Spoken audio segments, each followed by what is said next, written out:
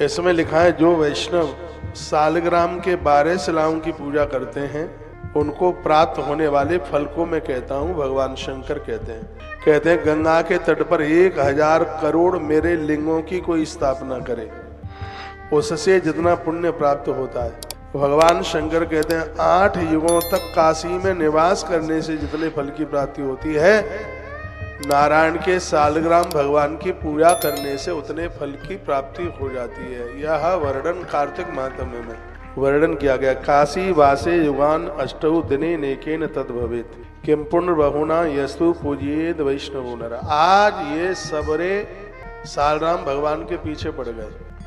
वैसे ही धर्म के ऊपर बड़ा कुठाराघात हो रहा है। बचे कुचे लोग हैं उनको और तुम बोल दो कि ये मत करो ये करो, माताओं को रोक लगा दो, सब कुछ बेचारी करने वाली वही है। ना तुम तुलसी की पूजा करो, ना हनुमान जी की पूजा करो, ना सालग्राम को पूजो, ना नर्मदेश्वर को पूजो। बस बच्चों को जन्म दे दो और घर में रोटी बना बना के सबको जिमाते रहो, इसलिए तुम्हारा जन्म हुआ है। यह अनादि काल से बहुत बड़ी विडंबना रही है। यदि किसी में ताकत है तो मेरी बात को काट के बताए कि माताएं सालग्राम भगवान की पूजा करने की अधिकारिणी नहीं है। यदि है तो प्रमाण में बराबर देना। उसमें कंडीशन है, मैंने पहले भी बोली है और मैं आज भी बोल रहा हूं। चलो ठीक है, जिन्हें सालग्राम भगवान की पूजा करने का अधिकार नहीं। अरे हमारे ग्रंथ में तो ये लिखा है चौथे वर्ण को भी सालग्राम भगवान की पूजा का अधिकार है।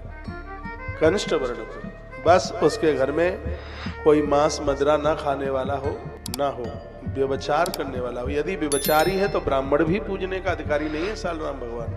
यदि वो व्यभिचारी है, लंपट है, पराई स्त्रियों को छूता है, कुकर्म करता है तो सालग्राम भगवान की पूजा करने का तो ब्राह्मण को अधिकार नहीं है। इसमें शुद्धता शुचिता चाहिए, ये साधारण बात नहीं है।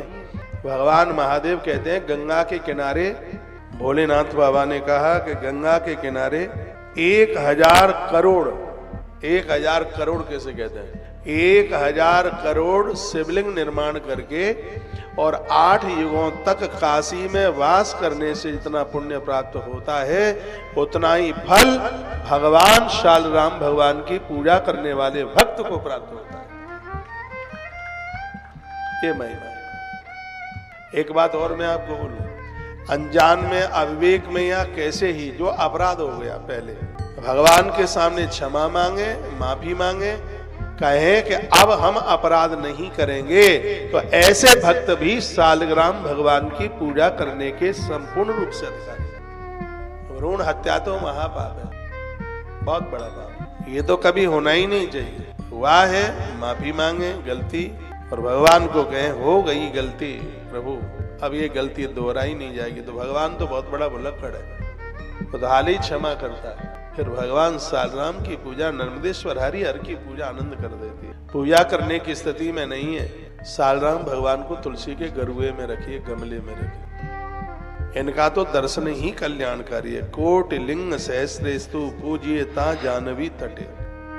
करोड़ों करोड़ों शिवलिंग की पूजा करने से जितना फल प्राप्त होता है, सालग्राम शिलारूपी यत्र तिष्ठति केशव। भगवान सालग्राम की पूजा करने से उतना फल प्राप्त हो जाता है। चांद्रायण सुचिर शिवा प्रत्ता पादोदकम मरे। चांद्रायण व्रत करने से जो फल प्राप्त होता है, भगवान सालग्राम की पूजा करने से वही फल प्राप्त होता है। सनातन धर्म के मूल देव हैं भगवान सालग्राम, और भक्तों के ऊपर कृपा करने के लिए ही वह धरती पर पधारे हैं। सालग्राम भगवान की बहुत बड़ी महिमा का वर्णन किया गया। भगवान कहते हैं पुत्र, सालग्राम शिला की महिमा के लिए किसी के पास कोई शब्द नहीं। कितने कितने वहीं से प्रणाम करके जा सकते हैं ऊपर। 1 से लेकर के 24 सालग्राम तक पूजा करने का अधिकार है। पद्म पुराण में लिखा है 24 तरह के सालग्राम। 1.25 लाख सालग्राम पूजने की विधि का वर्णन किया है। 1.25 लाख सालग्राम इतना है, पूजन कर सकते हैं। 24 तरह के सालग्राम होते हैं, उनकी आकृति 24 तरह की है। क्यों 24 ही, क्यों कम ज्यादा क्यों नहीं है? कहते हैं कि भगवान नारायण के 24 अवतार हुए हैं। जो 24 अवतार हुए हैं वही 24 अवतार 24 प्रकार के सालग्राम भगवान के रूप में प्रकट हो गए हैं। इतना बड़ा महात्म्य भगवान सालग्राम का है।